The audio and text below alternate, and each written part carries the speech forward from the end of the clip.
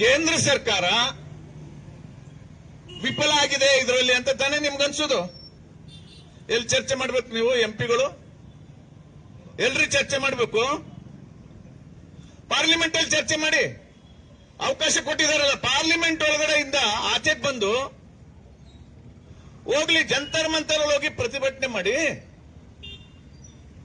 ನೀವ್ಯಾಕೆ ಪ್ರಧಾನಮಂತ್ರಿಗಳ ಮನೆ ಮುಂದೆ ಪ್ರತಿಭಟನೆ ಮಾಡ್ತೀರಿ?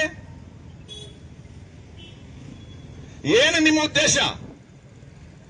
ನಿಮಗೆ ಗೊತ್ತಿರಲಿ ಬಂಧುಗಳೇ, ಇಲ್ಲಿ ಇಂಟೆಲಿಜೆನ್ಸ್ ಅವರು ಇದ್ದಾರೆ, ಡಿ.ಕೆ. ಶಿವಕುಮಾರ್ ಕಳಿಸ್ಕೊಡಿ ಇದನ್ನ. 20-21ನೇ ತಾರೀಕು ಭಾರತದ ರಾಜಧಾನಿ ಡೆಲ್ಲಿನಲ್ಲಿ ದೊಡ್ಡ ಅಶಾಂತಿ ಸೃಷ್ಟಿಯಾಗುತ್ತೆ ಅಂತ 15 ದಿನ ಮೊದಲು ಅಮೆರಿಕಕ್ಕೆ ಗೊತ್ತಾಗಿದೆಯಲ್ಲ. ಹೇಗ್ ಗೊತ್ತಾಯ್ತು ಅದು? ಟ್ರಂಪ್ ಇದಾನಲ್ಲ, ಅವನಿಗೆ ಗೊತ್ತಾಗಿದೆ. ಅವ್ರಿಗೊಂದು ಏಜೆನ್ಸಿ ಇದೆ, CIA ಅಂತ, ಅವ್ರಿಗೆ ಗೊತ್ತಾಗಿದೆ. ಅಂತಂದ್ರೆ ಈ ಜಂತರ್ ಮಂತರ್ನಲ್ಲಿ ನಡೀತಾ ಇರ್ತಕ್ಕಂಥ ಈ ಘಟನಾವಳಿಗಳ ಸೂತ್ರಧಾರ ಯಾರಿದ್ದಾನೆ ಅಂದ್ರೆ ಅಮೆರಿಕ ಇದೆ. ಅವನು ಆಡಿಸ್ದಂಗೆ ರಾಹುಲ್ ಗಾಂಧಿ ಆಡ್ತಾ ಇದ್ದಾರೆ.